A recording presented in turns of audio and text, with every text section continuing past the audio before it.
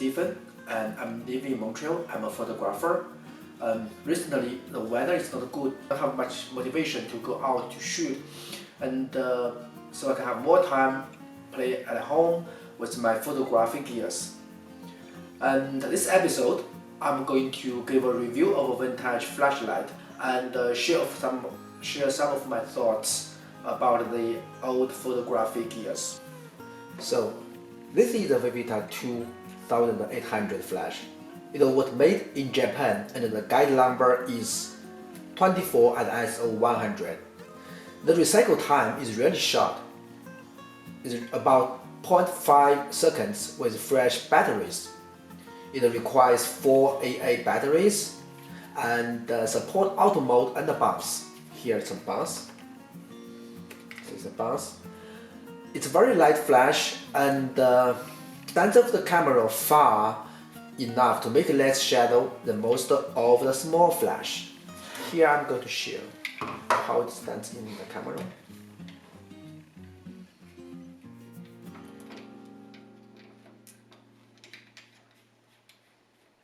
So it's combined with Leica is in this way. Okay. I bought this for my Leica M9 actually only because I want to use a simple flash in case if the light is not good. As you may know, M9 is not good at the high ISO, so sometimes flashlight is very necessary. As a photographer, I need to prepare on all possible conditions I might consider. The original Leica flashlight, it's very expensive compared with the chance I use that day to day. I might not use that much, and so I decided to go with these cheaper choices. And this is around, I think, around $30 Canadian dollars, and it's brand new in the local camera store. And the full kit includes the box, the flashlight, and the colorful filter. To use this flash is very simple. The easiest way is to use the auto mode. Here it's auto mode, and there are two ranges for the auto mode.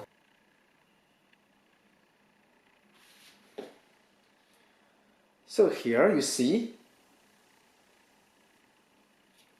there are blue and the red dot. By selecting blue and the red dot, you are going to the auto mode. Here in the back, when you select the blue, for example, and based on the ISO you select, you can choose the aperture based on the distance from your flash to the subject. And also, you can select the M, which will use a manual. In manual mode, you cannot really select the output.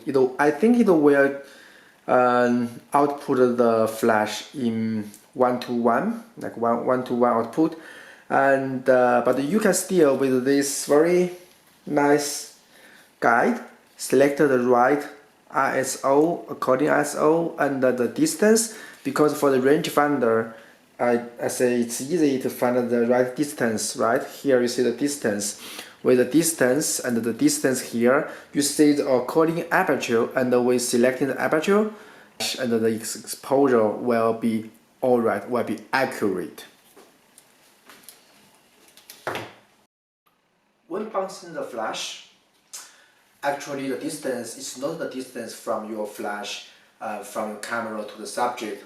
It's a distance and from the flash to some places reflecting the light, and plus the distance from the reflecting to the subject. And I find it's very handy to use a bounce at a home studio, at a home environment, and because with this bounce, with this auto mode, I can use even around the aperture at around f2.8, which can give me a very beautiful bokeh and as well as the sharpness of the subject. Attention!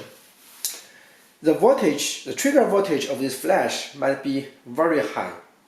It can up to 146.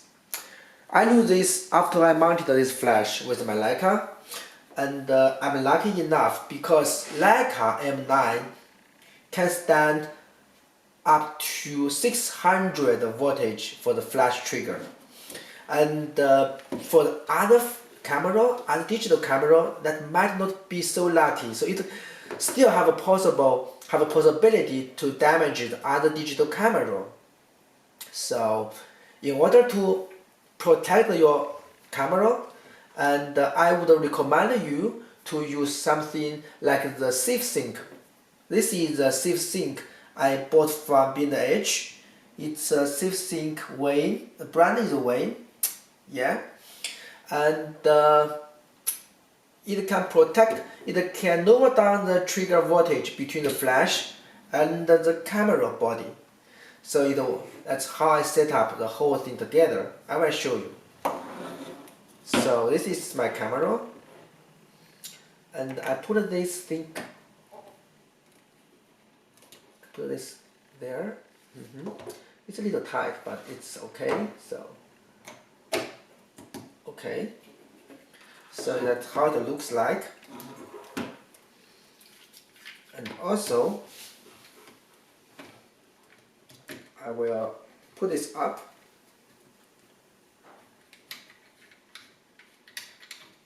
Scroll down a little.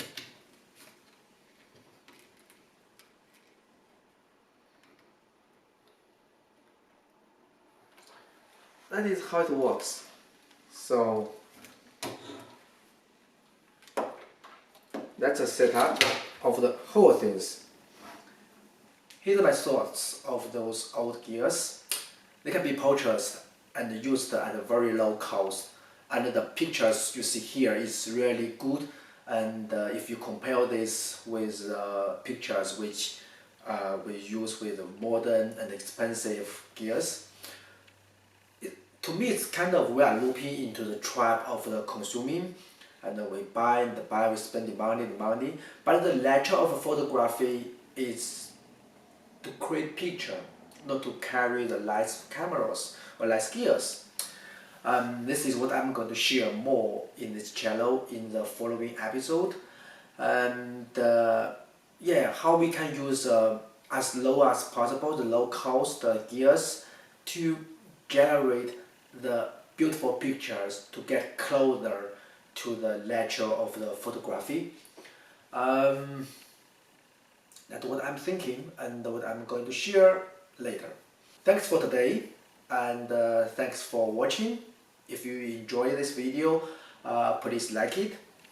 If you want to see more, and please subscribe my channel, and I definitely will upload more videos here. Thank you, and bye.